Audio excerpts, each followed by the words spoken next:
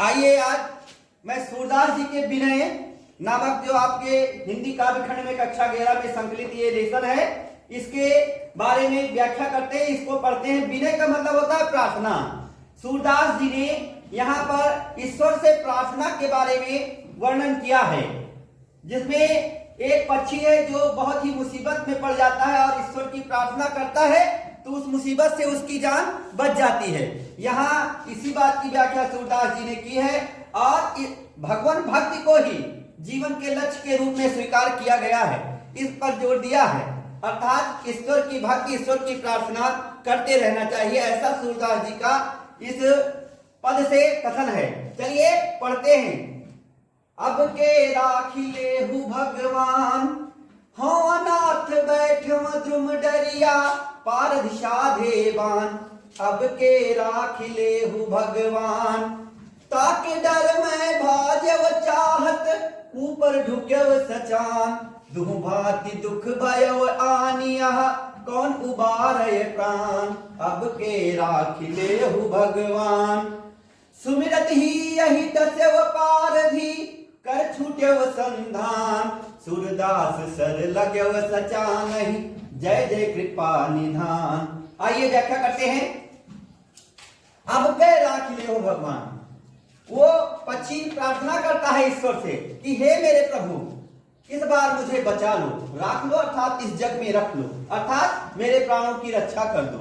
हे मेरे प्रभु, मेरे प्राणों की रक्षा इस बार कर दो। हाँ अनाथ, मैं अनाथ हूं, मेरा कोई सहारा नहीं है।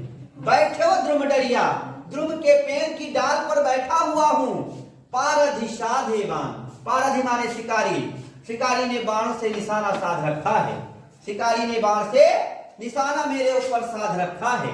ताके डर में भाजव चाहत, उसके डर से मैं भागना तो चाहता हूं।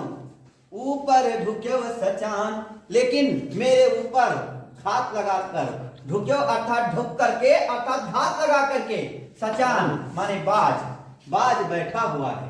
पक्षी कहता है मैं अनाथ हूं, ध्रुव के पेड़ की डाल पर बैठा हुआ हूं, मेरे ऊपर शिकारी बाण से निशाना साधे हुए है, उसके डर से मैं भागना चाहता हूं, लेकिन ऊपर से बाज मेरे ऊपर घात लगाकर बैठा है।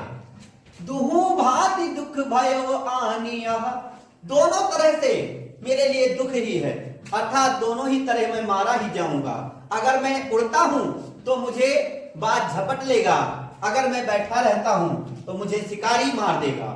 कौन उबारय प्राण, पक्षी कहता है ऐसी परिस्थिति में मेरे प्राणों की रक्षा आखिर कौन कर सकता है। हे प्रभु, आपके अलावा मेरा और कोई सहारा नहीं है, आप ही मेरे प्राणों की रक्षा कर सकते हैं। सुमिरत ही यही दस्यव पारधी, जैसे ही पक्षी ने सुमिरण किया ईश्वर का, अहि माने सर्प ने, डस्यो माने डस लिया अर्थात काट लिया, पारधी अर्थात शिकारी को। जैसे ही पक्षी ने ईश्वर का सुमिरण किया, शिकारी को सर्प ने डस लिया। कर छूट्यव संधान, और उसके हाथ से निशाना छूट गया। संधान माने निशाना, उसके हाथ से निशाना छूट गया। सूरदास सर लगव सचानहि, सूरदास जी कहते हैं सर अर्थात बाण, लगो जाकर लग गया, सचानहि अर्थात बाज को। सूरदास जी कहते हैं कि ईश्वर की कृपा ऐसी हुई कि वह बाण जाकर के बाज को लग गया। जय जय कृपा निधान, ऐसे दया के सागर प्रभु की जय हो, जय हो।